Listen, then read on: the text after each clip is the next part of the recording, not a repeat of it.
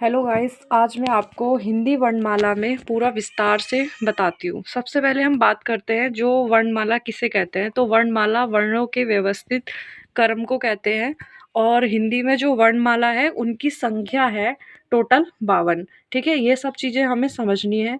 उसके बाद किसे स्वर कहते हैं, किसे व्यंजन कहते हैं। तो जो स्वर होते हैं वो आ से लेके औ तक स्वर है, इनकी संख्या कितनी है? 11। एक क्वेश्चन बन जाता है एग्जाम में या पटवारी के पेपर में या वीडियो बीपीडीओ के पेपर में, किसी भी एग्जाम में क्वेश्चन बन जाता है कि हिंदी में स्वरों की संख्या कितनी होती है? 11। ठीक है।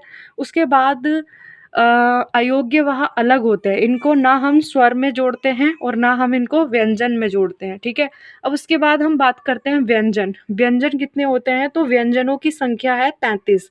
का से लेके मा तक 25 व्यंजन होते हैं, जिसको हम स्पर्शीय व्यंजन कहते हैं या स्पर्शीय व्यंजन कहते हैं। इनको वर्गीय व्यंजन भी कहते हैं। ठीक है, इनको वर्गीय व्यंजन इसलिए कहते हैं क्योंकि इनका ये एक वर्ग के अंतर्गत होते हैं। और ये जो लास्ट में होते हैं, जो वर्णों के अंतिम या वर्णमाला का जो अंतिम अक्षर होता है, जो मैंने इसको लिखा हुआ है, जैसे इसको मैंने मतलब अंडरलाइन करा हुआ है, इसको हम नासिक्य व्यंजन भी कहते हैं। नासिक के अंतर्गत कौन कौन से? अनुनासिक्य। ठीक है। यहाँ से भी इम्पोर्टेंट क्वेश्चन बन जाता है, कभी कभी ये बन जाता है कि वर्ग का 5वां या अंतिम वर्ण क्या कहलाता है? तो अनुनासिक्य। और ये ही अनुनासिक्य अल्प प्राण के अंतर्गत आते हैं। एक क्वेश्चन ये भी है कि या, र, ला, व और शा। नहीं, या, र, ला, व जो होता है ये अंतस्य व्यंजन के अंतर्गत आते हैं, जबकि तीनों शा प्लस हा ये आते हैं ऊष्मीय व्यंजन। ऊष्मीय व्यंजन का मतलब ये होता है कि ये जब हम इनका उच्चारण करते हैं तो इनका उच्चारण करते समय मुंह से क्या निकलती है? ऊष्मा, यानी कि गर्म हवा निकलती है, इसलिए इनको ऊष्मीय व्यंजन कहते हैं।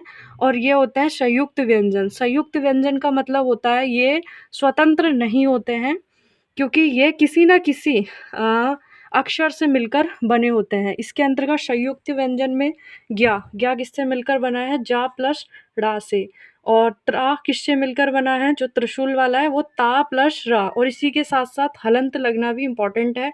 और उसके बाद श्रम, जो श्री वाला होता है उसमें शा प्लस रा से मिलकर बना है। उसके बाद कक्षरा, ये जो ये बना है ये का प्लस शा से बनकर मिला है। उसके बाद ये हो गया। उसके बाद हमने ये देखा है कि अ, जो लुंठित व्यंजन है, लुंठित के अंतर्गत कौन कौन सा आता है? रा। रा कैसा है? लुंठित व्यंजन है। जबकि पा कैसा है? पाश्विक व्यंजन के अंतर्गत आता है।